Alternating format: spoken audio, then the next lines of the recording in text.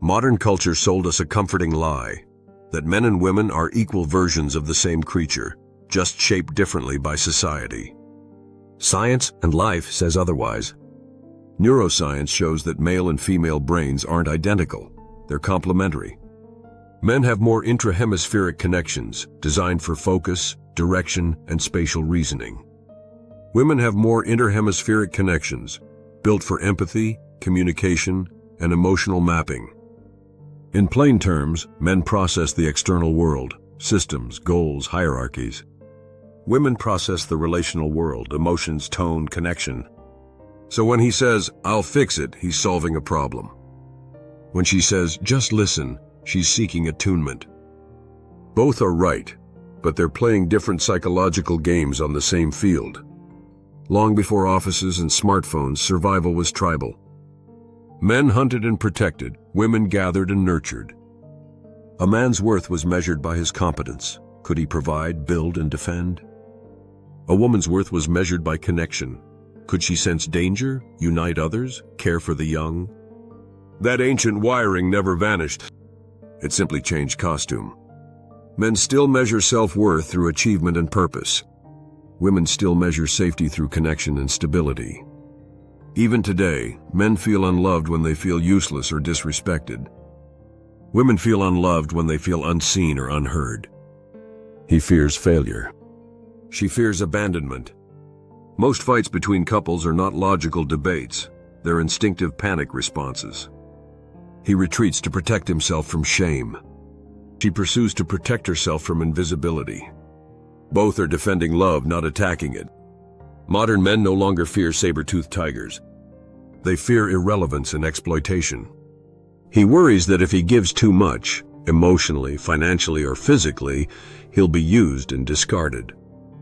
He's seen friends lose everything in divorce, or watched his own father shrink under constant criticism. So when a woman asks for support, he sometimes hears demand instead of trust. Her need for reassurance sounds like accusation. You're not enough yet. Women, meanwhile, inherited a different terror, emotional and physical vulnerability. For a woman, love is not just romance, it's risk management at the deepest biological level. Because when she carries a child, she becomes literally defenseless. Her hormones rewire her body toward nurture and protection, not combat. So her attraction to a man with bravery, status, or a good job isn't superficial. It's primal safety. She's not hunting luxury, she's seeking protection from future uncertainty. What looks like hypergamy is often just biology whispering, "Make sure you and your child survive." This instinct makes sense. Men seek admiration, proof they can provide. Women seek reliability, proof they can depend. Both are survival strategies dressed as preference. Most relationship pain isn't new, it's remembered. The arguments couples repeat are often echoes of older wounds. When she says, "You never talk about your feelings," she's not just complaining. She's begging the father who never listened. When he says, "You overthink everything," he's not attacking. He's shielding himself from the chaos of a mother whose emotions he could never fix. They aren't fighting each other, they're fighting ghosts. The woman learned that love had to be earned through caretaking. So she explains, pleads, over-communicates. The man learned that emotion equals failure or danger, so he withdraws, intellectualizes, avoids. Together they replay the same survival pattern. She chases connection. He retreats to feel safe. And both are reenacting childhood defenses in an adult body. Beneath every word, chemistry runs the show. Your body reacts before your mind explains. Men run on testosterone. It fuels drive, focus, and competition. When testosterone is high, he's purposeful, protective, sexually alive. When it crashes, he becomes passive, irritable, and emotionally flat. Every time he feels criticized or useless, testosterone drops. Every time he feels trusted or needed, it rises. That's why men crave peace, not because they're lazy, but because stress literally weakens them. Women run on oxytocin and estrogen. Oxytocin rewards bonding and trust. Estrogen amplifies emotional attunement. When oxytocin is high, she's loving, relaxed, generous. When it drops, cortisol, the stress hormone, rises, and she becomes anxious, controlling, or distant. Modern life depletes both hormones. He loses testosterone through emotional chaos, lack of challenge, and disrespect. She loses oxytocin through isolation, disconnection, and lack of affection. So both end up biochemically starved. She talks to reconnect. He hears pressure. He withdraws to reset. She feels rejection. They're not toxic, they're misfiring chemistry. Society told women to be strong like men, and men to be soft like women. The intention was balance, the result was exhaustion. Today's woman works, provides, decides, and leads, but pays for it in cortisol and burnout.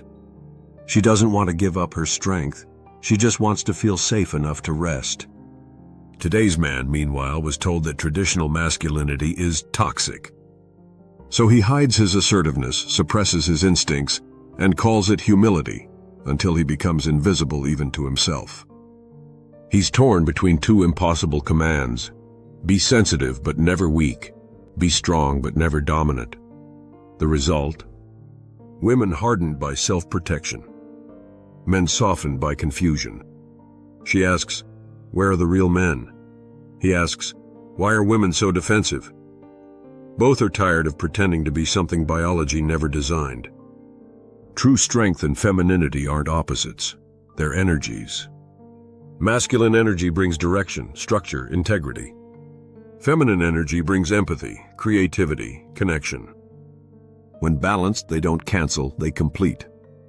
When stress hits, biology splits in two directions. Men's blood flow moves to the left prefrontal cortex, logic, focus, silence. Women's blood flow moves to the limbic system, emotion, expression, connection. So under stress goes quiet.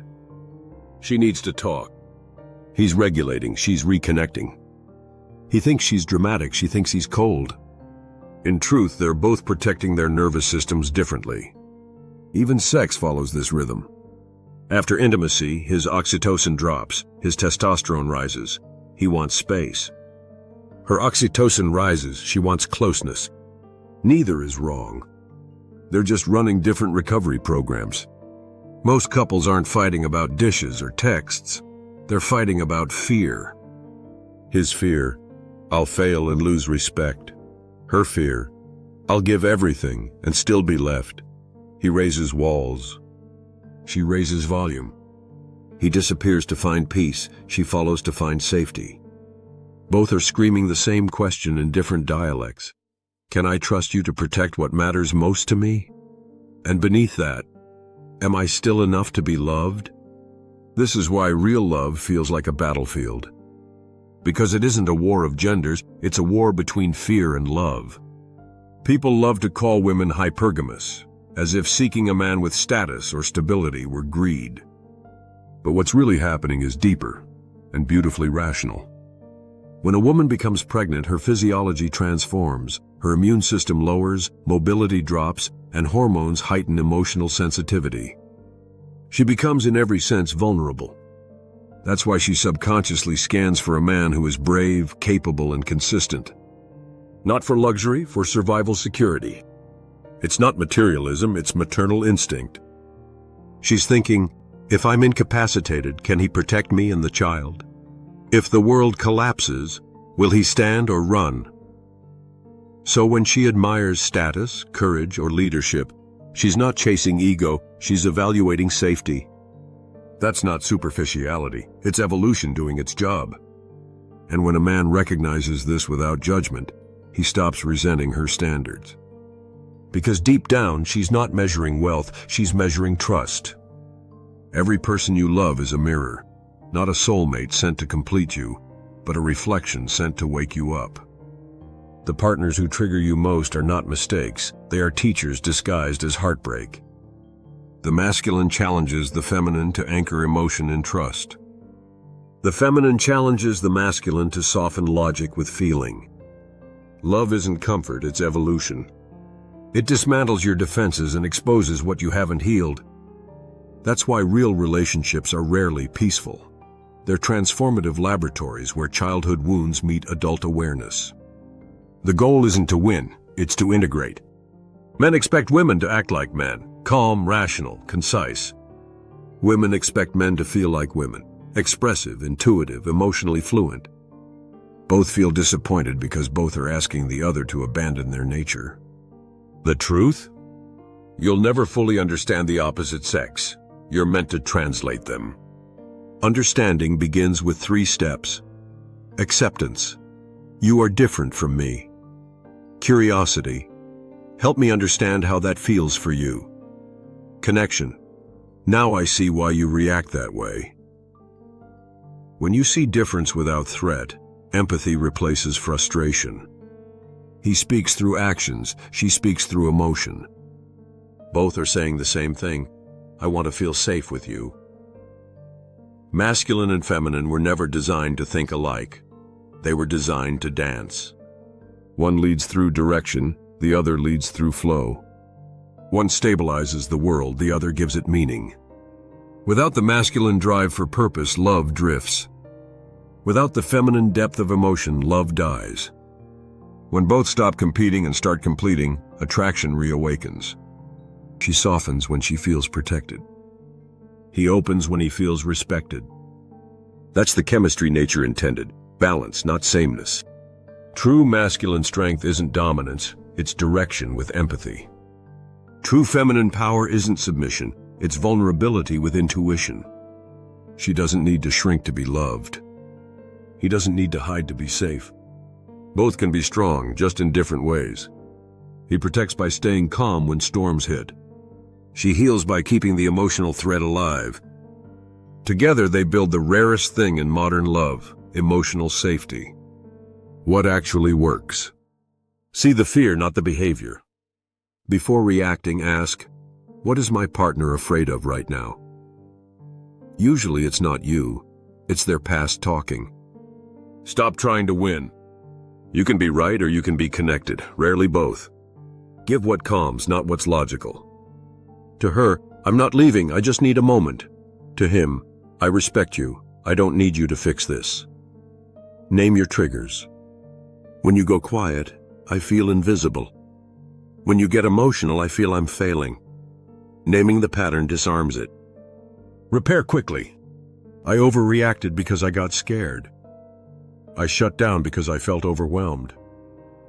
These rebuild safety faster than apologies alone. Men crave peace because peace restores their strength. Women crave connection because connection restores their love. When you combine the two, calm and closeness, love finally becomes secure.